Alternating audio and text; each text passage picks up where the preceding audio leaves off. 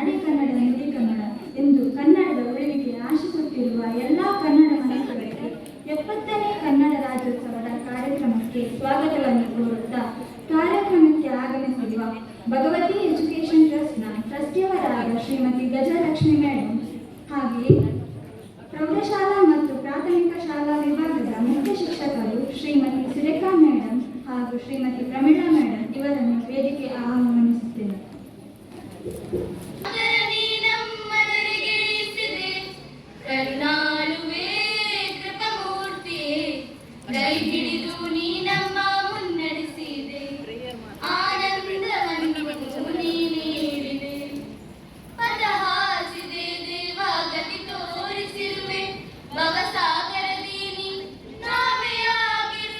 ಎಲ್ಲರಿಗೂ ನಮಸ್ಕಾರ. ಗೌರವಾನ್ವಿತ ಅತಿಥಿಗಳೇ, ಶಿಕ್ಷಕರೇ ಹಾಗೂ ನನ್ನ ನೆಚ್ಚಿನ ಸ್ನೇಹಿತರೆ, ಎಲ್ಲರಿಗೂ ಕನ್ನಡ ರಾಜ್ಯೋತ್ಸವದ ಹಾರ್ದಿಕ ಶುಭಾಶಯಗಳು. ಕನ್ನಡದಿಂದ ಕನ್ನಡ ನಾಡಿನ ವೈಭವವನ್ನು ಹೊಗಳಲು ಬರುತ್ತಿದ್ದಾರೆ ನನ್ನ ಸಹಪಾಠಿ ಮುಷ್ಫಿಕ್ ರೆಹಮಾನ್.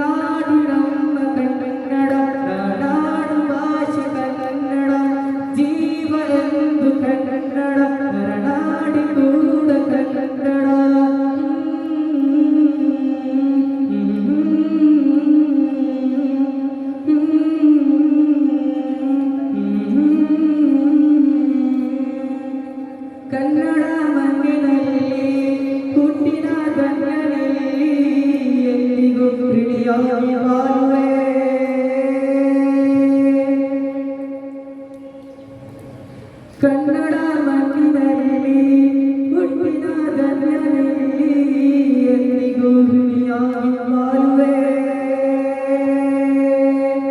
ಜನರೇ ಮಣ್ಣಿಗಾಗಿ, ಮರಳೇ ಭಾಷೆಗಾಗಿ, ಜನ್ಮವೇ ಕರುನಾಡ ತಾಯಿಗೆ. ಹೃದಯವು ಆ ತಾಯಿಗೆ ಮುಡಿಪಾಗಿ, ನನ್ನಿ ಜೀವವು ಮಿಗಿಲಾಗಿ, ಕಾವೇರಿಯ ಮಡಿಲಲ್ಲಿ ಉಸಿರೇ ಶರಣಾಗಿ. ನನ್ನ ಜಾತಿಗೆ ಕನ್ನಡವು, ನನಗೊಂದೇ ಧರ್ಮವು ಕನ್ನಡವು, ನನ್ನ ಸ್ವಾಭಿಮಾನವೇ ಕನ್ನಡವು, ನಾ ಕಲಿತ ಮೊದಲ ಪದ ಕನ್ನಡವು. ನಾಡು ನಮ್ಮ ಕನ್ನಡ, ನಾಡು ಭಾಷೆ ಕನ್ನಡ, ಜೀವ ಎಂದು ಕನ್ನಡ, ಕರುನಾಡಿ ಕೂಡ ಕನ್ನಡ.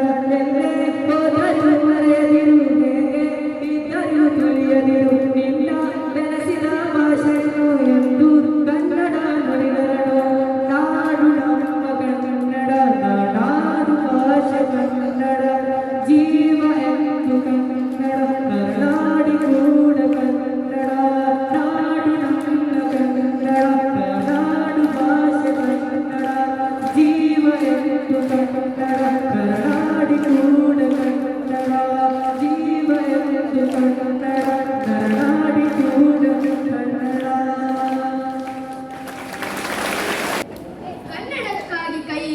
ನಿನ್ನ ಕೈ ಕಲ್ಪವೃಕ್ಷವಾಗುತ್ತದೆ.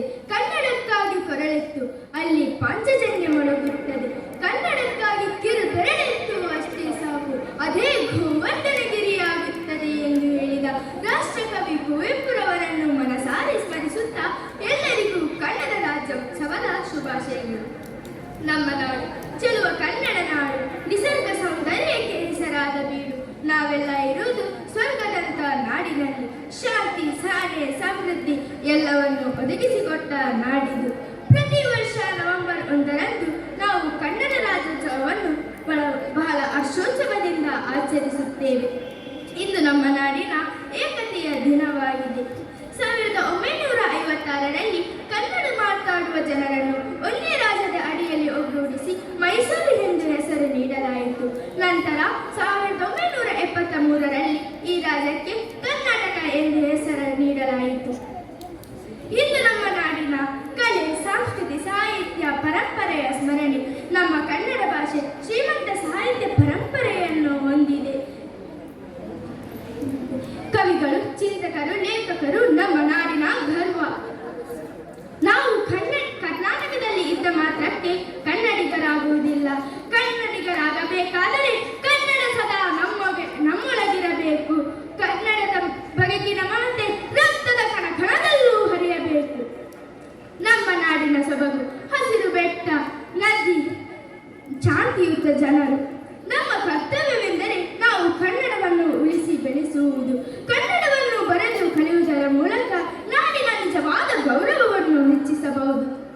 ಇಂದಿನ ಈ ಕನ್ನಡ ರಾಜ್ಯೋತ್ಸವದಂದು ನಾವು ಪ್ರತಿಜ್ಞೆ ಮಾಡೋಣ. ಕನ್ನಡವನ್ನು ಉಳಿಸೋಣ, ಬೆಳೆಸೋಣ, ಗೌರವಿಸೋಣ. ಕನ್ನಡ ನಮ್ಮ ಭಾಷೆ, ನಾವು ಕನ್ನಡಿಗರು ಎಂಬ ಮನೋಭಾವ ನಮ್ಮೊಳಗೆ ಸದಾ ಮೊಳಗಲಿ. ಜಯ ಭಾರತ ಜನನಿಯ ತನುಜಾತೆ, ಜಯ ಹೇ ಕರ್ನಾಟಕ ಮಾತೆ. ಧನ್ಯವಾದ.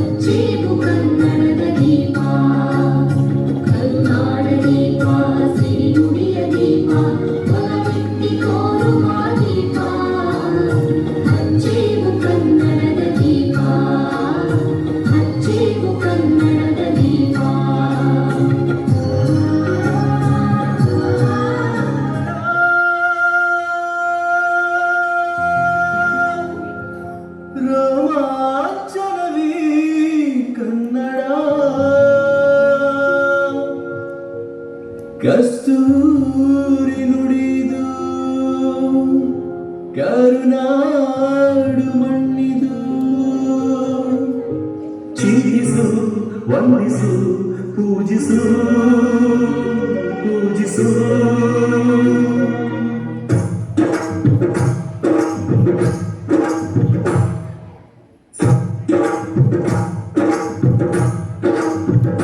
ಈ ಕನ್ನಡ ಮಣ್ಣನ್ನು ಮರಿಬೇಡ ಓ ಅಭಿಮಾನಿ, ಓ ಅಭಿಮಾನಿ.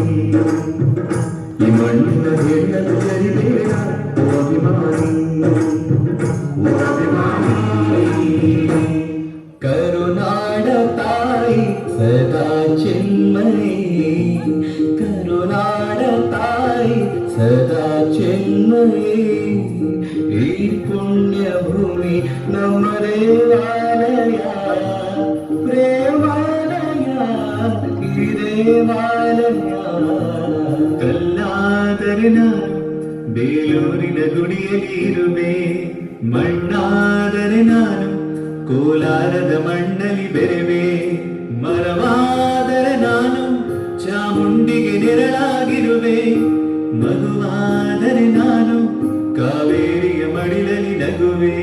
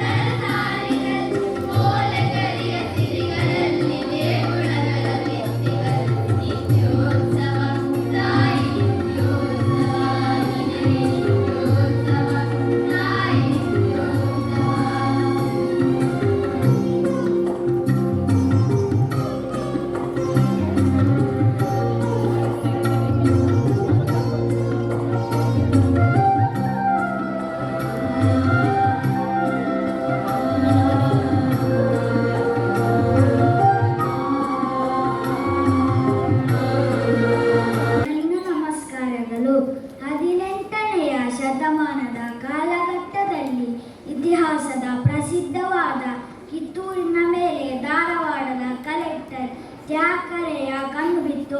ಅವನಿಗೆ ಸಹಕಾರ ಕೊಟ್ಟವರು ಕಿತ್ತೂರಿನ ನಯವಂಚಕರಾದ ಮಲ್ಲಪ್ಪ ಶೆಟ್ಟಿ ಮತ್ತು ವೆಂಕಟರಾಮ.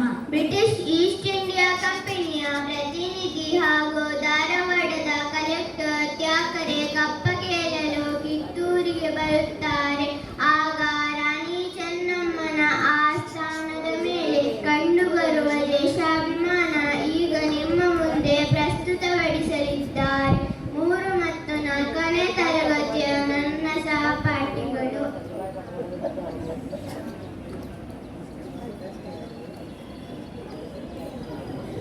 ರಾಜಸಭೆಗೆ ರಾಣಿ ಚೆನ್ನಮ್ಮನ ಆಗಮನ.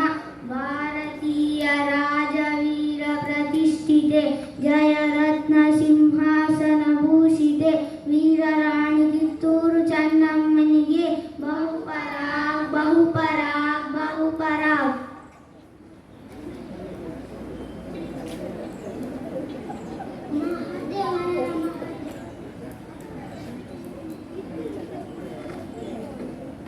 ಎಲ್ಲರೂ ಆಸೀನರಾಗಿ. ಮಹಾಮಂತ್ರಿಗಳೇ, ಕದಂಬ ರಾಜದ ಎಲ್ಲರೂ ಕ್ಷೇಮವೇ? ಯಾವುದಾದರೂ ಆತಂಕಗೊಳ್ಳುವ ವಿಷಯವಿದೆಯೇ?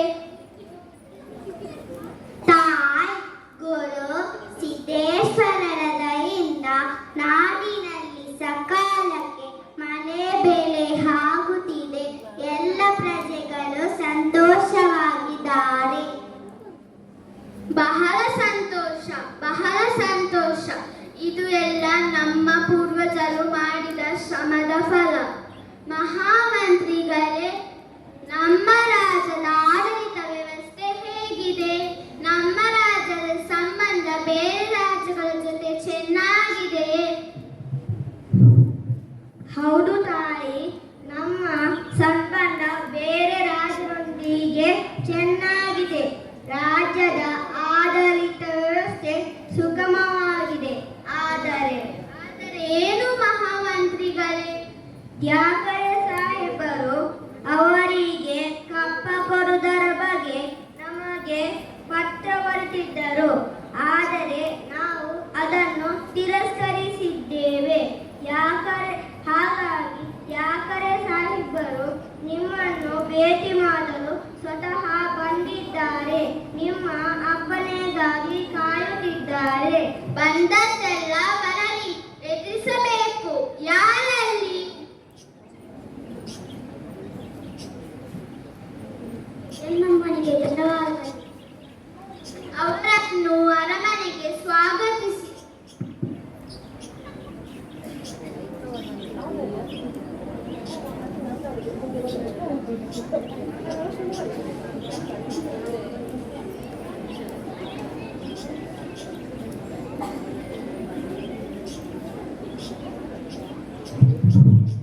Good morning Chennamma, good morning. ಕುಳಿತುಕೊಳ್ಳಿ.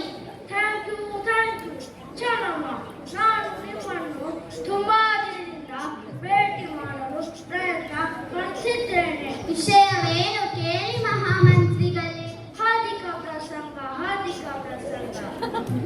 ಅದು ನಿಮ್ಮ ಹುಟ್ಟುಗುಣ. ನೀವು ಬಂಡೆ ವಿಷಯನ್ನು ಕೇಳಿ. ನಾನು 2 ವಿಷಯಗಳನ್ನು ಡಿಸೈಡ್ ಮಾಡಿಕೊಳ್ಳಲು ಬಂದಿದ್ದೇನೆ.